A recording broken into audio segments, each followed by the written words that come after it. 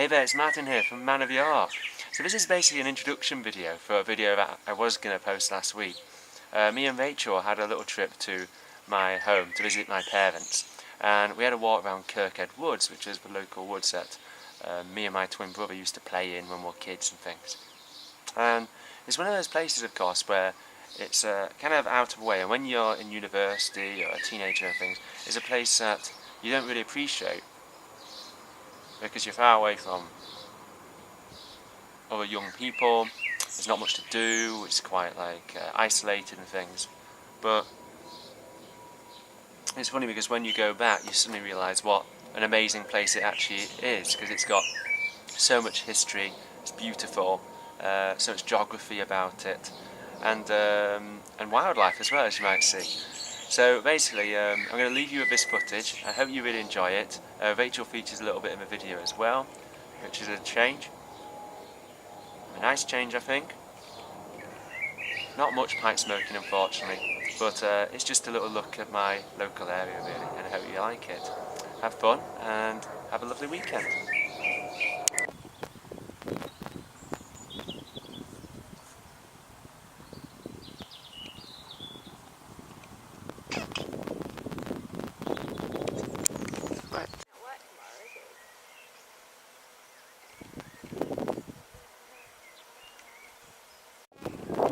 So that's a view of Kent's Bank, and as you can see, all the hawthorn hedges are in bloom today, and it's also Kirkhead Tower has been given a little bit of rest by the farmers by the looks of things, so it's becoming quite a meadow, which is really nice. And down where those trees are is where there's Kirkhead Cave, but we'll talk about that when we get to it.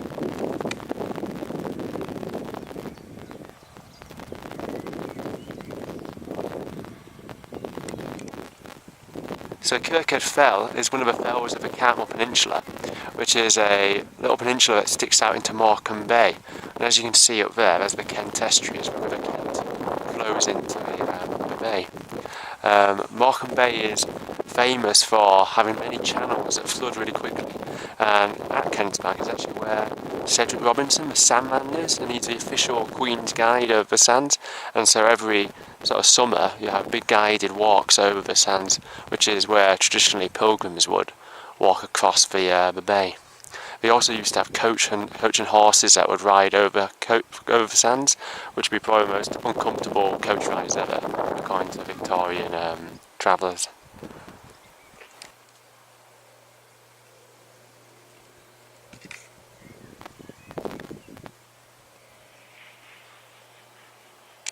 So crowning the hill where Rachel is a Edwardian tower house. So it's like a folly tower. So basically there was this really rich lady called Mrs. Lambert who actually owned most of this land. She owned a hotel which used to be the old Abbot's house called Abbot Hall. And during the Reformation it got really destroyed. I'm not really filming it at the moment, I'm just filming in the direction that it is. But she was very, very wealthy, and this was obviously like a little retreat for her to come up with her family and have maybe nice cream teas and things on the top of a hill and look out on the beautiful views. Now it's just like a ruin itself, so it's become more of a picturesque folly. Also, if you just look to the right as well, so into this little convenient window, you can see another monument that she built in the area, which is Borbank Hall, which is a nursing home where I actually used to do I had my first job there as well. So it's all run by nuns, Augustinian nuns, and it's a beautiful building, and it's where my dad goes to mass now as well. Hey, there's the tower. I'll have to go up into it.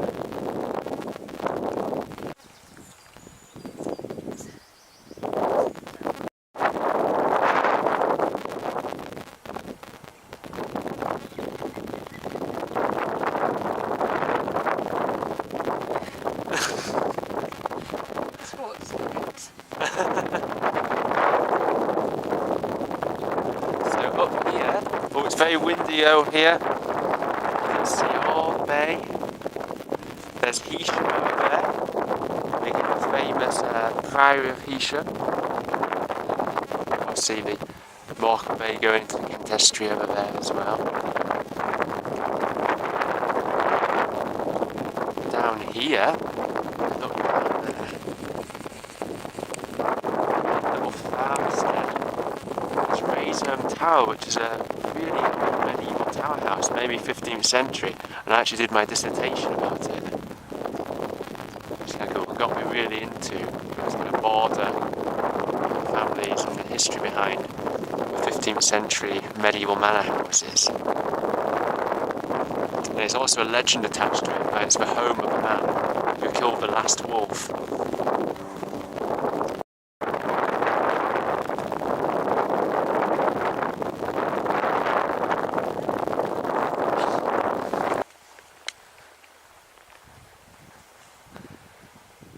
So to the left, those are the Kirkhead Woods, which is a really ancient oak woodland just on the side of this hill, which is very unchanged since like the Middle Ages, maybe even Anglo-Saxon times.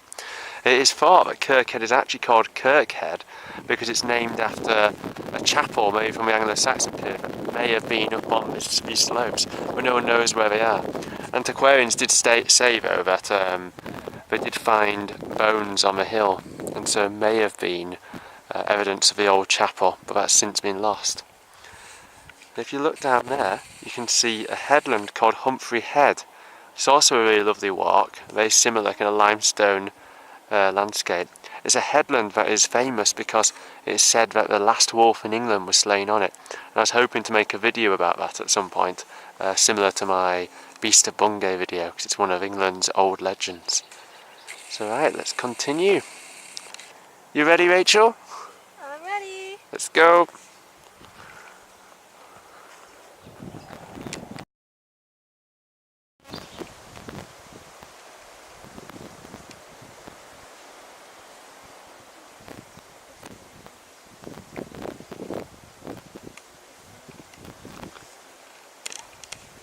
So me and my brother, my twin brother, we used to always play in these woods. Like from the age of 5 onwards, we used to always come up here to thrash around with sticks and things.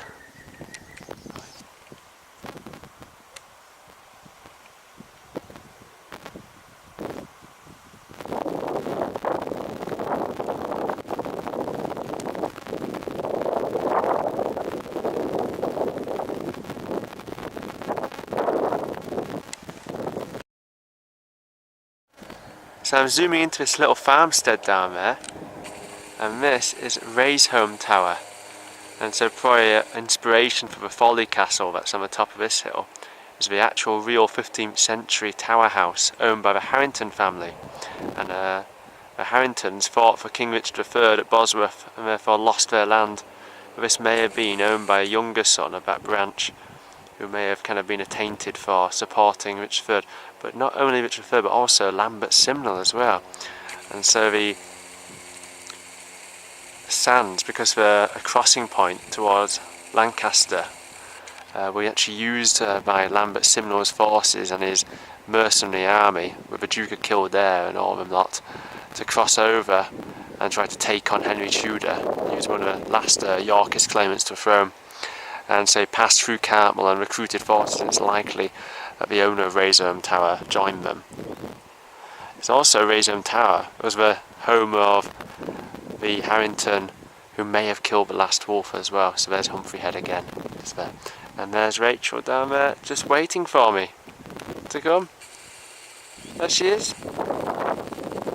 Still in the statue. Oh, yeah, she wants me to get on with it. Right, okay, back to the walk.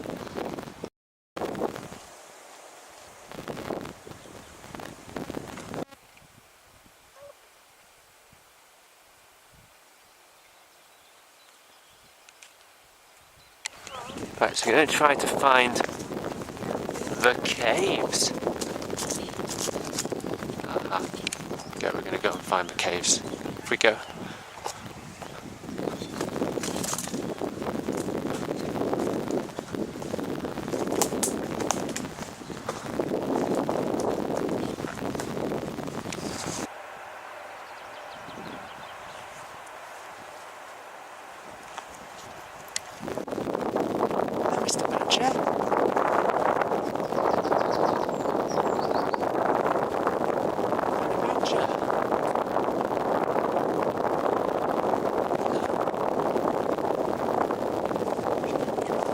daylight.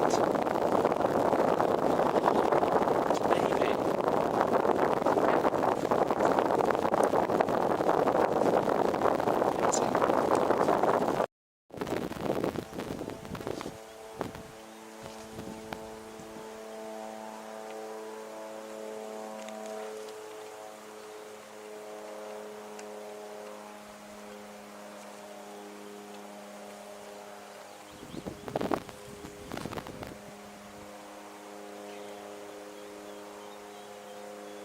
You seen Rachel?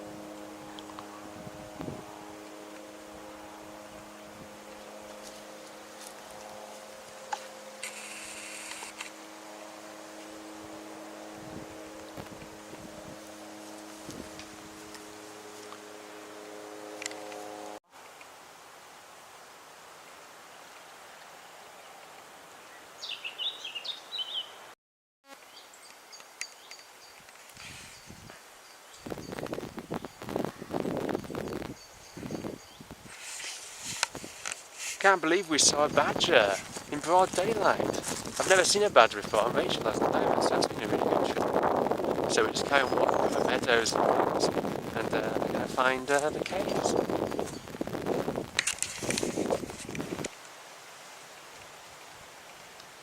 So we're going down now towards the little valley where the caves are, and it's normally filled with garlic at this time of year, so it smells really pungent and really nice and fresh from the garlic. And all the trees that you see are all from an ancient coppice landscape, so it's possible that a lot of trees are planted in the Anglo-Saxon period for them to grow up to make staves and things like that. So it's quite a unique place as well in terms of kind of the ancient woodland as well.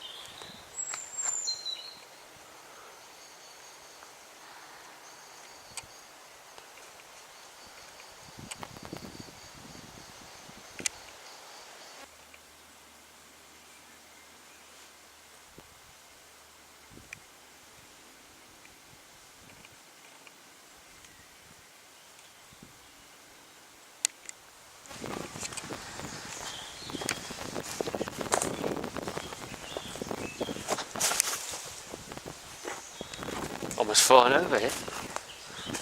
Yeah.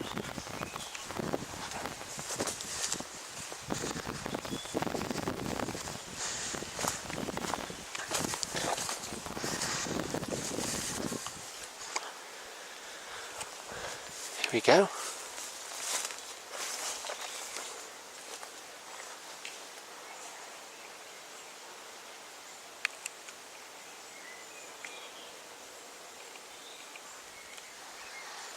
So Kirkhead Cave is obviously a natural rock formation from where this may have been a river valley.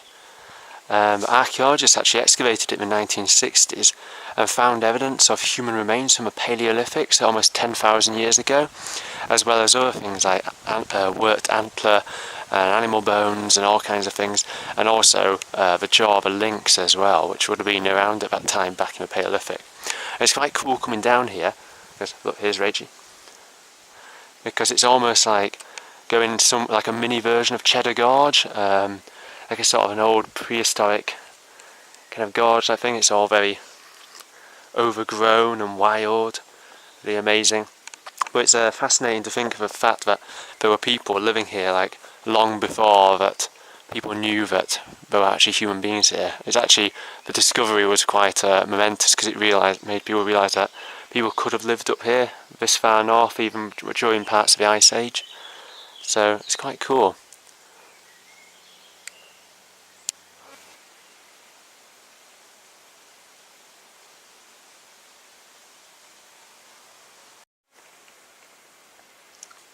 Hello Rachel. Hello. So I'm in the cave, and so it's really awesome to think that there would have been people living here like 10,000 years ago, butchering animals and preparing skins and things like that, living with wild animals like wolves and lynxes and possibly bears and things, wolverines as well. Unlike our little domestic badger that we've seen, well, not that they're domestic, they are wild.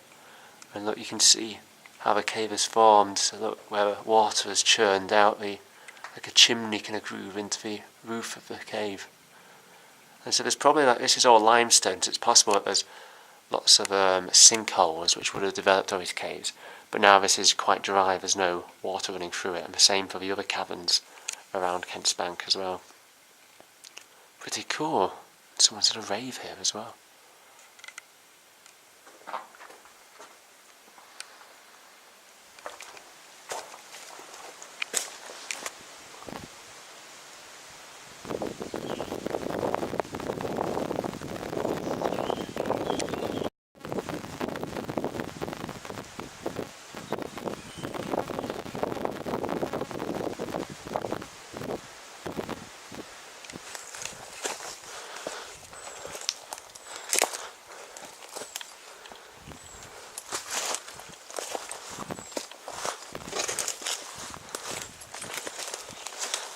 Oh gosh, it's looking a bit, yeah. So this is another one of the cave systems. So like I say, with this limestoney area, there's loads of caves, and I don't know which caves had what in, but they found all kinds of things like, well, what's on the archaeological records, they found Iron Age urn fragments and maybe a Roman coin as well, as if like some of these caves were seen as ritual places to deposit things. But very cool.